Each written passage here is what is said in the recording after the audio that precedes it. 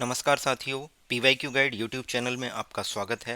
SSC CGL 2024 की preparation series में हमने स्टार्ट किया है daily vocabulary practice from previous year question. आज इसका डे 1 है। डेली एक वीडियो आएगी। जब मैं एसएससी सीजीएल की तैयारी कर रहा था तो मुझे ये प्रॉब्लम आती थी कि ये वोकैब कैसे याद करनी है। तो मैं daily one word, daily one synonym, one antonym, one idioms phrases, one spelling correction जो प्रीवियस ईयर क्वेश्चन में आते थे उनके सारे ऑप्शंस के साथ देखता था। और इस तरीके से मैंने 3 बार एसएससी सीजीएल का एग्ज़ाम क्रैक किया है। और यही चीज़ मैं स्ट्रेटजी आपके लिए लेकर आया हूँ कि पिछले 5 सालों के क्वेश्चंस सारे ऑप्शंस डिटेल डिस्कशन के साथ इस सीरीज में डिस्कस होंगे, जिसमें हम daily one word, synonym, antonym, mediums phrase, spelling correction करेंगे। आइए देखते हैं, अपने डे 1 की शुरुआत करते हैं। अपने दोस्तों के साथ ज़रूर शेयर करें। क्वेश्चन नंबर 1 में हमसे बोला गया है, read the given sentence carefully and fill in the blank by the selecting the correct synonym of the word given in the brackets. The authority refused to pay any heed to the fill in the blanks demands made by the workers. Option में दिया गया है travel. आपको इसका synonym बताना है, बहुत अच्छे से पढ़ लेना है कि क्वेश्चन में क्या क्या पूछा है। तो अथॉरिटी ने रिफ्यूज कर दिया टू पे एनी हीड। पे हीड का मतलब होता है किसी चीज़ पर ध्यान देना। अथॉरिटी ने रिफ्यूज क्यों किया ध्यान देने से? किस पर ध्यान देने से मना किया? Demands made by the worker, workers ने जो डिमांड की थी उस पर अथॉरिटी ने ध्यान देने से रिफ्यूज कर दिया, मना कर दिया। पे एनी हीड, ये आपको ध्यान रखना है। पे हीड मतलब अटेंशन, ठीक है। उस पर ध्यान देने से मना कर दिया। तो ट्राइवल क्या होता है? ट्राइवल ये होता है, वो एक इनसिग्निफिकेंट होता है। इनसिग्निफिकेंट मतलब कोई भी लिटिल वर्थ और इम्पोर्टेंस, मतलब उसकी कोई इम्पोर्टेंस नहीं है, बहुत छोटी चीज़ है, तुच्छ चीज़ है, उसकी कोई वैल्यू नहीं है। वो ऐसी इनसिग्निफिकेंट डिमांड्स कर रहे हैं वर्कर्स के, उन्होंने अथॉरिटी ने मना कर दिया। ये एसएससी सीजीएल 2023 के मेंस के पेपर से लिए गए हैं। टायर 2 का पेपर जो 26 अक्टूबर को हुआ था। तो इसका करेक्ट आंसर होगा इनसिग्निफिकेंट। अब इसके बाकी के ऑप्शंस देखते हैं। जैसे पहला है आइडियोटिक, जैसे बोलते हैं ना किसी को इडियट, तो उसी तरीके से है जो showing complete lack of thought और कॉमन सेंस, फुलिश बोलते हैं, उसे बोलते हैं आइडियोटिक। मैजेस्टिक मतलब मैग्निफिकेंस, बहुत बड़ा, beautiful, powerful. Causing great admiration and respect, मतलब उसकी बहुत ज़्यादा रेस्पेक्ट है, उसकी बहुत ज़्यादा प्रशंसा हो रही है, मैजेस्टिक है, ब्यूटीफुल, पावरफुल। अगला है ऑप्शन कंसीडर्ड। कंसीडर्ड का मतलब होता है कि जो अभिमानी हो, घमंडी हो, मतलब हैविंग और showing excessively high opinion of one self, मतलब उसे अपनी ही राय सबसे ज़्यादा बेस्ट लगे, मतलब अपनी ही खुद की उसमें रहे कि खुद ही खुद है, बस वो अभिमानी है। कंसीडर्ड। मैजेस्टिक मतलब बहुत प्रभावशाली है, बहुत सुंदर है, इसका सिनोनिम हो सकता है मैग्निफिसेंट, ठीक है। इडियटिक मैंने बता दिया, इडियट से याद कर लो, बोलते हैं अरे इडियट है क्या? इडियट मतलब वही फुलिस है, मूर्ख है, कॉमन सेंस नहीं है उसके पास, कुछ सोच नहीं है, बस ऐसे ही है कि उसके एडियटिक एक्सक्यूजेज होते हैं, एडियटिक क्वेश्चंस होते हैं। क्लियर? आइए अगला देखते हैं। The given sentence has an error which has been underline. The underline word is given as options with the some changes. Select the option that rectifies the error. C. Vacillates a lot while making any decision. एक word है वैसिल, इसकी correct spelling बतानी है। इस question में direct नहीं लिखा गया, बट हमें पता है ये जो ऑप्शंस हैं इस तरीके से दिए गए हैं कि हमें वैसिलेट की करेक्ट स्पेलिंग पता होनी चाहिए।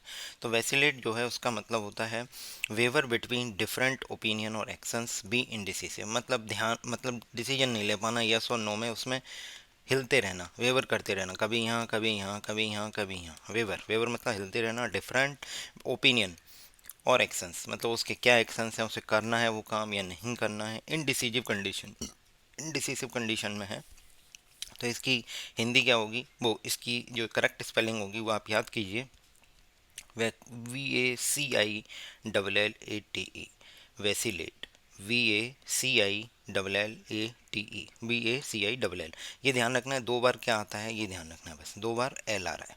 मतलब आप वैक्सीन होने के लिए लेट कर रहे हो कि कराना है कि नहीं कराना है, इतने में वैक्सीन का टाइम निकल जाएगा, इस तरीके से आप याद कर सकते हो, VACILLATE, वैसिलेट इंडिसीजिव हो रहे हो कि वैक्सीन लगवानी है कि नहीं लगवानी, इतनी देर में वो लेट हो जाओगे आप। तो LLATE, क्लियर। दो बार एल आता है, ये जब भी स्पेलिंग करेक्शन आएगा तो आपको ध्यान रखना है कौन सी चीज़ दो बार आ रही है, क्लियर। ये भी SSC CGL 2023 टायर 2 में पूछा गया है, जो 26 अक्टूबर को हुआ था। हमने 2023 से ही शुरुआत की है। Select the option that can be used as one word substitution for the underline part of given sentence. जैसे ऑप्शन क्वेश्चन है, there is a place for greens in the backyard of this house. Backyard क्या होता है, मतलब पीछे का हिस्सा, house के पीछे एक क्या है, एक प्लेस है ग्रीन्स स्टोर करने के लिए, उसे बोलते हैं ग्रीनरी, GRANARY। अब इसमें तीन ऑप्शन दिए गए हैं, आर्काइव, एपियरी और डॉर्मेट्री। तो हम देखते हैं आर्काइव क्या होता है, जहाँ पे हिस्टोरिकल रिकॉर्ड्स हैं या पब्लिक रिकॉर्ड्स हैं वो प्रिजर्व किए जाते हैं, उन्हें आर्काइव बोलते हैं। जैसे हम कई बार अपनी जो व्हाट्सएप की चैट है, टेलीग्राम की चैट है, उसको भी आर्काइव करते हैं। इसका मतलब उसको प्रिजर्व कर लेते हैं कि बाद में हम कभी ज़रूरत पड़ेगी तो हम उसको फैच कर लेंगे उस डेटा को, तो उसको बोलते हैं आर्काइव। जहाँ बहुत सारे मेन्यू स्क्रिप्ट पुराने हिस्टोरिकल हड़प्पा सभ्यता के ये सब रखे जाते हैं, उन सबको बोलते हैं हम आर्काइव, उस प्लेस को।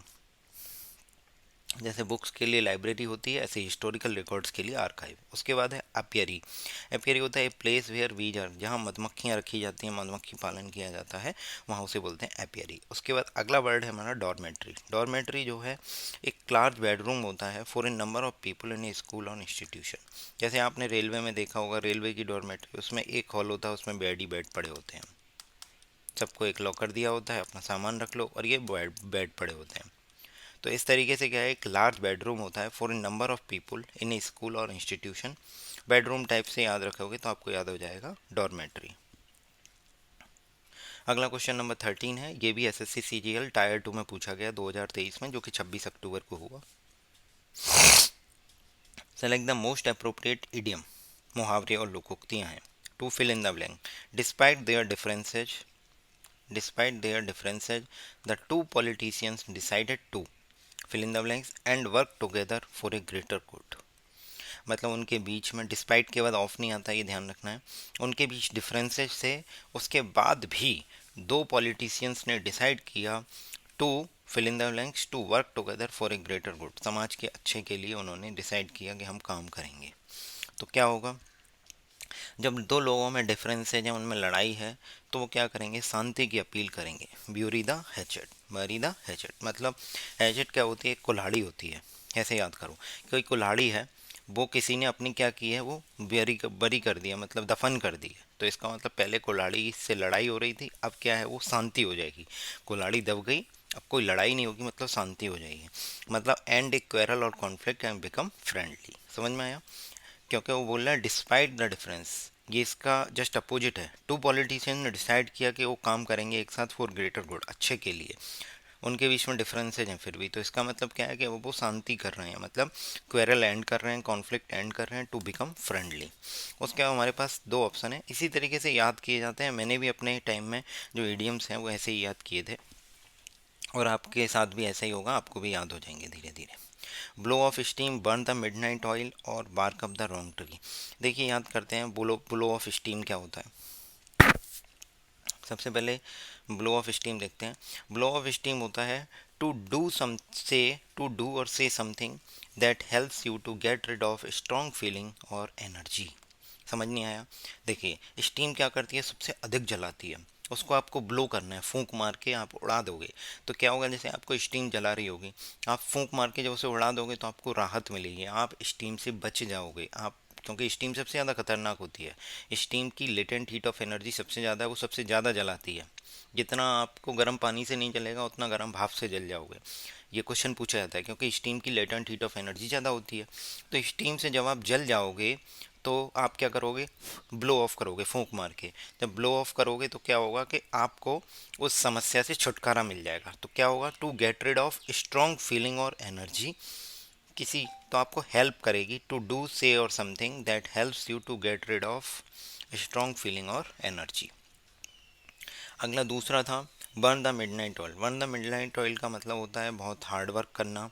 जैसे है to study awake late night to work or study. ये मैंने कैसे याद किया था, to burn the midnight oil.